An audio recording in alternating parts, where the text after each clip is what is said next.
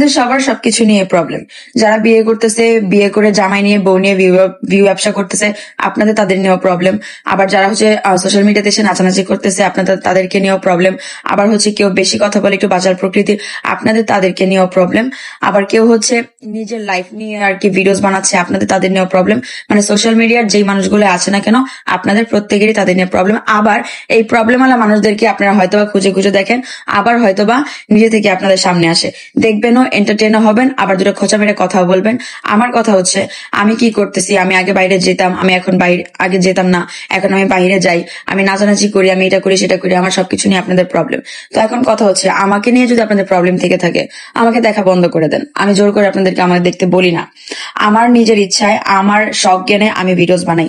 আজকে কালকে ধরে বানাই না, প্রায় 6 বছর প্লাস হয়ে গেছে আমি সোশ্যাল মিডিয়াতে আছি, আমি ভিডিওস বানাই, আমার ভাল লাগে। এখন আমি এখানে কাজও করি, তো এই পারপাসেও আমি কাজ টাজ করি, ভিডিওস বানাই, আমার ভাল লাগে বিধায়। এখন আপনাদের যদি আমাকে পছন্দ না হয়, তো আপনারা আমাকে চাইলেই ব্লক করে দিতে পারেন, আমি কিচ্ছু মনে করবো না। ট্রাস্ট মি, আমি জাস্ট কিছু মনে করবো না।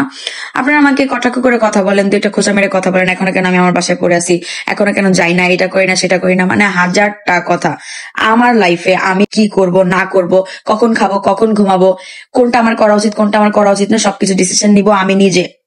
আমার ডিসিশন আমি নিব, সেই ডিসিশনের দায়িত্ব আমি আপনার উপরে দেই নাই যে আপনি আমাকে বলে দেন যে আমার কোনটা করা উচিত, কোনটা করা উচিত না।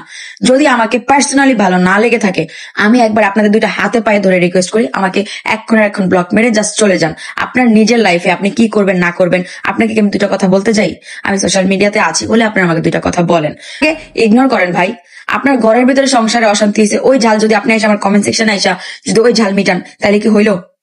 কেউ বলেন বিয়ে হয় নাই, আচ্ছা ধরেন বিয়ে হয়নি, ধরেন হয়ই নাই, তো বিয়ে হইলো আমার, না হইলো আমার, বয়ফ্রেন্ড থাকলো আমার, না থাকলো আমার, জামাই থাকলো আমার, না থাকলো আমার, সবকিছু আমার, দিন শেষে আমার। আমারটা যদি আমার প্রবলেম না হয়, আপনাদের তো কিসের প্রবলেম হইতেছে আমি বুঝি না, আমি জেনারেলি বুঝি না। সবশেষে কথা একটাই, আমাকে নাফিসা নিশাকে যদি আপনার ভালো না লাগে, just block me, just block me.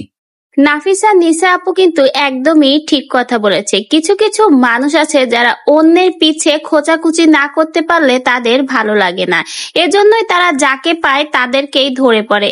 এই যে দেখুন, নাফিসা আপুর পিছে পড়েছে, এখন কিছুদিন আগে কিন্তু আখির পিছে পড়েছিল, এবং রাজার বউ মানে এক্স বউ আখি তার পিছনেও পড়েছিল, আহাদের বউ আখির পিছনে তো এখনো সবাই পড়ে রয়েছে। তো এই সকল মানুষের অবস্থা হয়েছে কি, এরা অন্যের ভালো দেখতে পারে না, নিজেরা ভালো থাকবে না আর অন্যকেও ভালো থাকতে দিবে না। অন্যের ভালো দেখলেই এদের যেন শরীরের ভিতরে এমন একটা ঝটকা দেয়, এই জন্য খোঁচাখুচি শুরু করে দিয়েছে।